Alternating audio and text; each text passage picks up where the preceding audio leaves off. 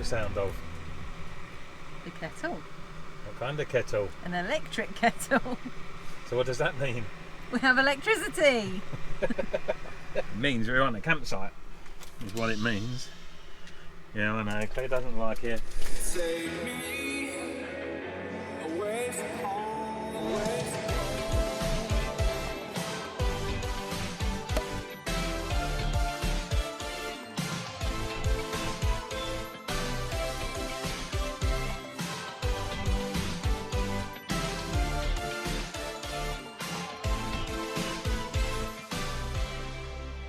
But it got to critical because there's been absolutely no sun all this journey today. Solar's alright for the van, but I need to edit and I need to do a big edit, so I need quite a bit of power. So yeah, we've jumped onto this campsite. It looks really good, folks, to be fair. There's a lot of caravans on here that are permanent, but yeah, it looks like a real good site. But we'll let you know the more we find out about it. Hello. Oh, I love it. Love it. So, we're going to have a look around these caves. Yes.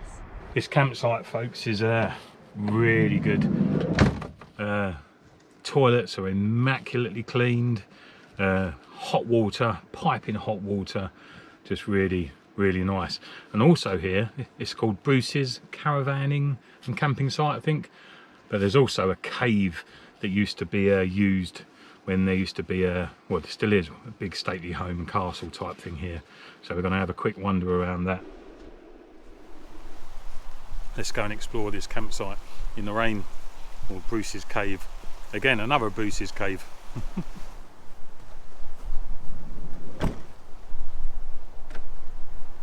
What can I say? We are that impressed with this site. We're willing to come out while it's teaming it down, although it appears to have just stopped this second, so that's good, to show you around and show you what it has to offer. Yep, so we're going to check this cave out now. I've got to go to the shop first because I believe they do gas bottle exchanges here, so we don't want to get caught out and ours is running rather low. So we'll pop to the shop first and then go on a search for this cave.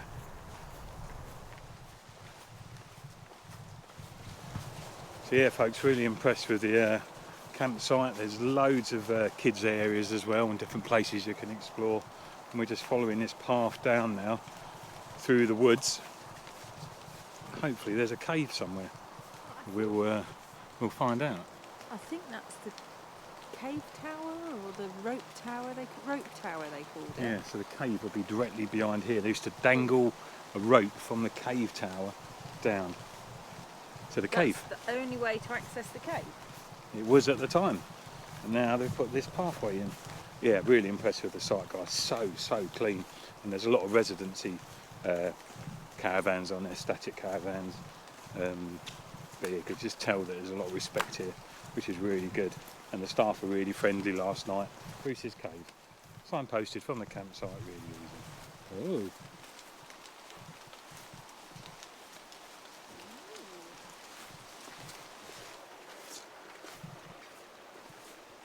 Before any of this was put into place, this would have been really difficult to get to. On a sheer rock. Good hiding place. Yeah. No idea what that says. Let's have a look inside. Quite fair outside. Should imagine it's probably about 18 foot round. With massive reverberation. See ya. Bye.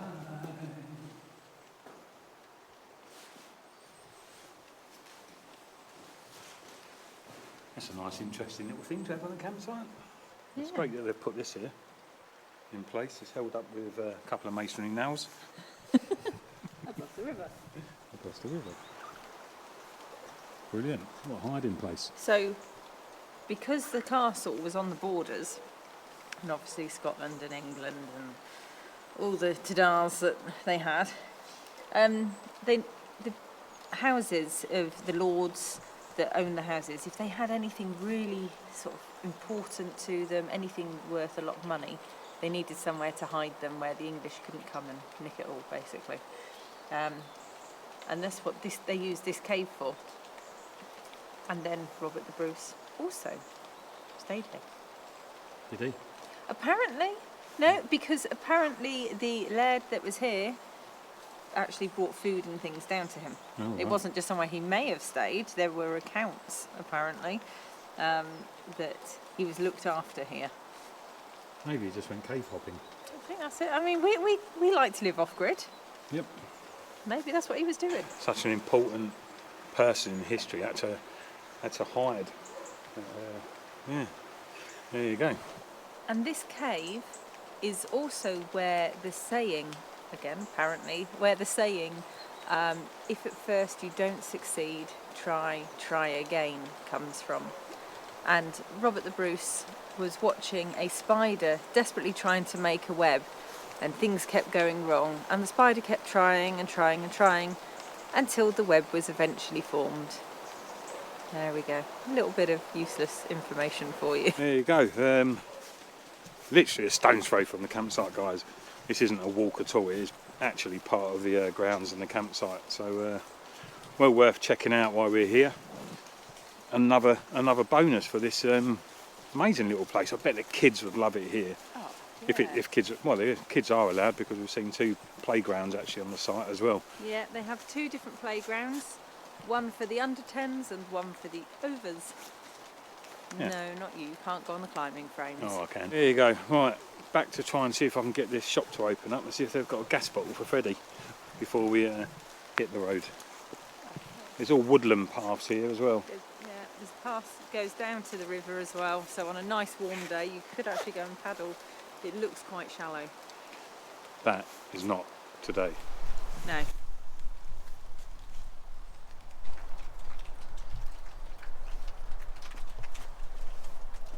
So that there is where the rope used to come out and go down to the cliff, to the cave. So I've been reliably informed that the site is much bigger than we thought, and it is. It actually extends behind the house as well as to the side of the house and in front. And somewhere up here behind the house there is a pond. So we're on the hunt. Oh, maybe it's down here. Either that or I'm on somebody's garden. So there's a lovely little pond here where if you're staying you can fish.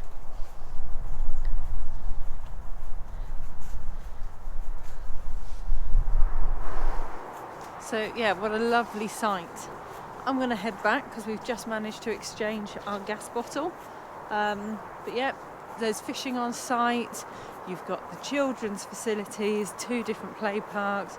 You can get down to the river. You can visit Bruce's Cave. The site is so well maintained. It's beautiful. And there's a lovely amount of space between each pitch as well. Yeah, there's just a nice amount of space. There's breathing room between every caravan, every hard standing, every mobile home. And the place is kept absolutely spotless. The toilets are cleaned 4 or 5 times a day. There's a shop on site. So if you're in the area, I definitely recommend having a stop here. 1 night, 2 nights, stay the week if you want. But definitely worth making the effort to stop here. When the morning's standing at your door, brighter than all mornings come before. Don't be late,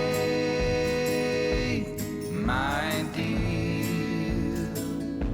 Life won't wait, my dear. Don't be late.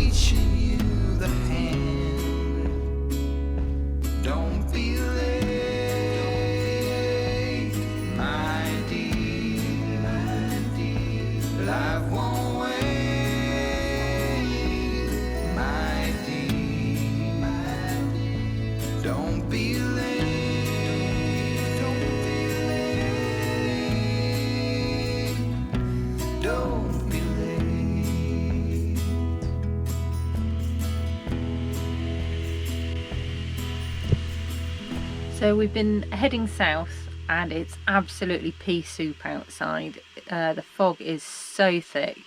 So we found our way to a little village and with that a little church, and we think there'll be some good photo opportunities for first thing in the morning. Yeah, so not the best journey this afternoon. So we left Gretna, went straight into absolutely horrendous rain, so it's pointless stopping anywhere. It was like that, so we just kept on driving, and we're going right down south towards Portsmouth to catch a ferry, and we've made it as far down as Lincolnshire, on the border, not too far from the border of Norfolk. So we've just come into Lincolnshire, and we're at Kyme, and at Kyme, as Claire says, there's a old church and a tower, and as we've arrived the fog is really thick. You know them times when you're driving and it just takes it out of you because of the rain, the heavy rain. Everything was, you know, nose to tail, stop start as well with traffic, even on the motorways, and then straight into a massive fog. As soon as the rain stopped, fog bank as we've come into the evening.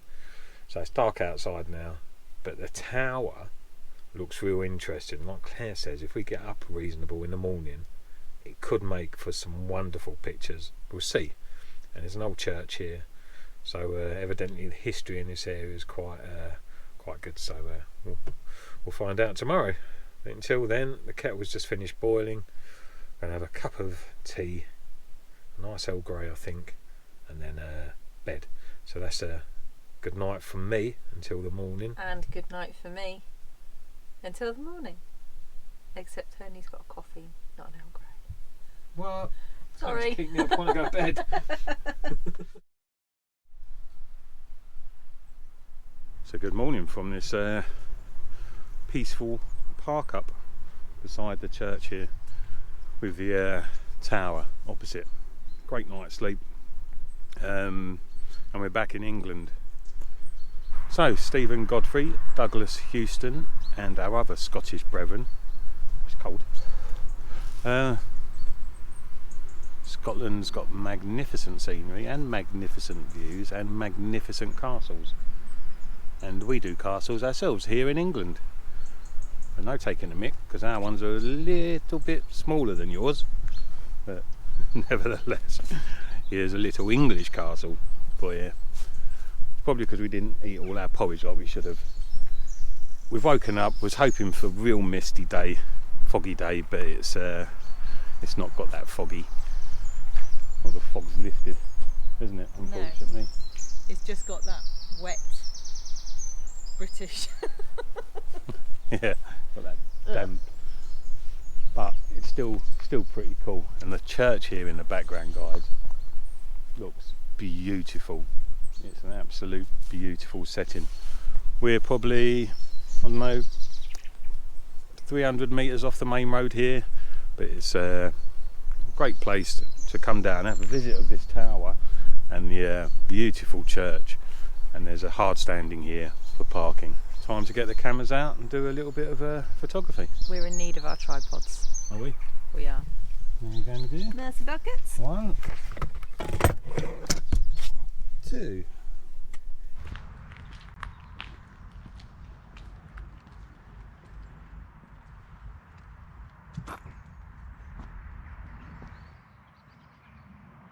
So like I say, not the misty start that we was hoping for. Last night it was incredible. We had the moon, loads of fog coming in over the side of the bank here, but it was far too dark to get a picture. That's what we was hoping for this morning, and the sun isn't doing its job. So we'd like it to warm the ground up so that the water evaporates and gives us that mist and fog. But it's obviously stuck behind cloud this morning. But nevertheless, another magnificent location. And the tower is one of the only kind to have been built in this area of stone. All the rest are of brick.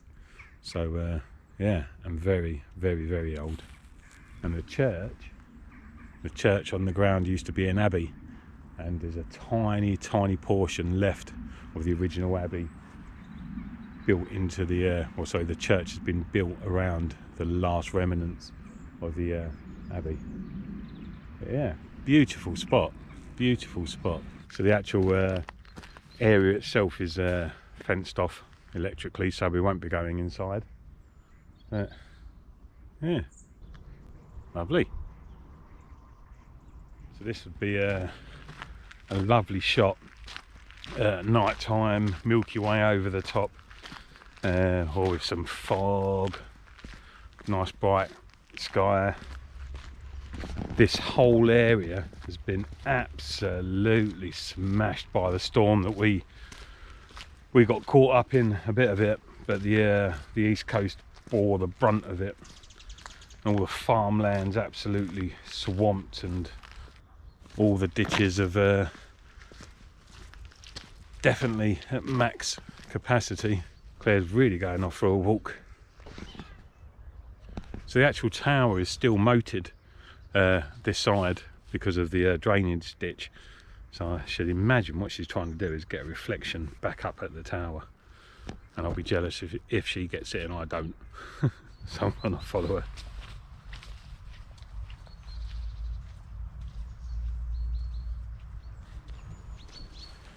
Hopefully you can get a bit of a reflection of the water in the tower. This is set up so she can see something. Good old girl. Very clever photographer. If you're thinking of getting married, or you want your portraits done, or anything like that, get in contact. So Claire's managed to find her gap in the trees, but unfortunately the bank's steep and the water's it's what? Oh. Yeah, so we can't get down low enough to get that reflection. That's a rubbish shot. Is it? You've got to be in it to win it though. Yeah, not good. No. Too much going on. Yep. Bit of a shame. I'll put this one on the map for you folks, because you don't have to stay here, but it'd be worth a visit if you're coming through the area. Just worth knowing about. I didn't know about it. No, this way's going to take us all the way back into the village. Oh, does it? Yeah. Oh, that's a shame. Back we go. Back we go. But there is one other way we can get a picture. Swim? Fly. Oh, yes.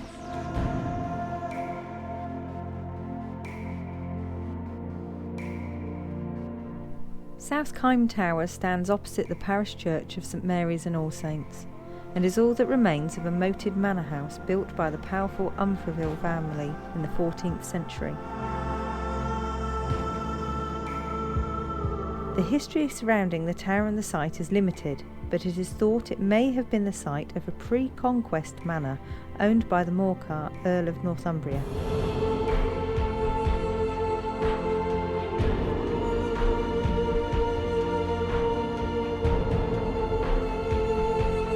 The manor passed to William Kyme about 1100 AD, and the family may have erected a castle on the site. The tower itself has been built with no fireplaces, and so is believed to have been for defence rather than dwelling. We were unable to get close or look inside, but it definitely made our overnight stop more interesting.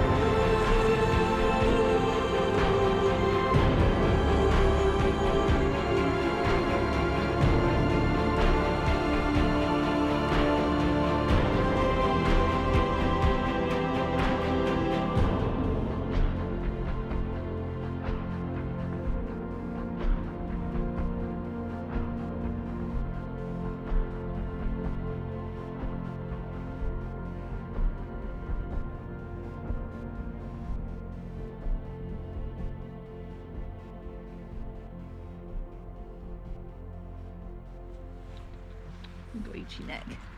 Itchy neck. Ooh. You got an itchy neck. How good's that? Eh?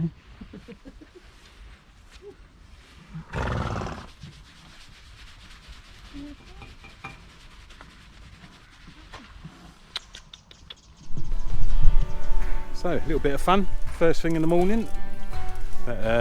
Time now to hit the road from this location in Lincolnshire. Once again, our journey south beckons, and the long drive back towards Portsmouth gives us ample time to reflect on this adventure. And to be fair, it's been a great one.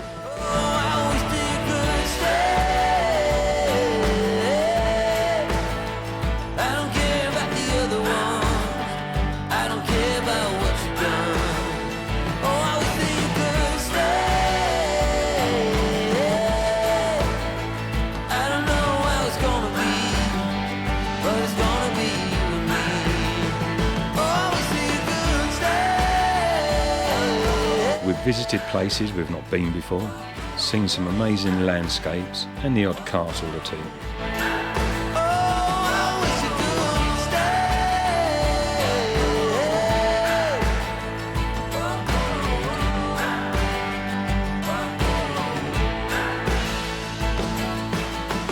From the look in your eyes, you need to get away.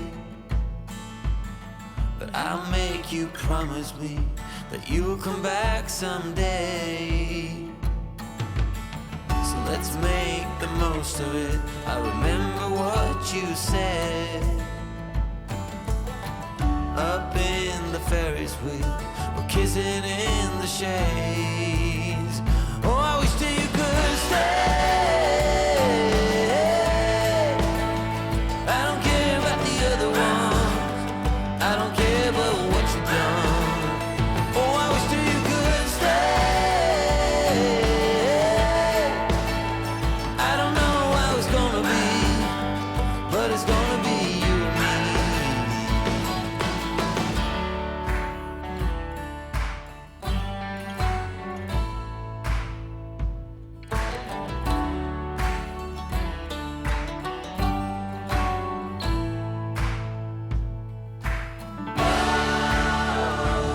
Most importantly, we've met new friends along the way, and that for us has been the highlight of this adventure.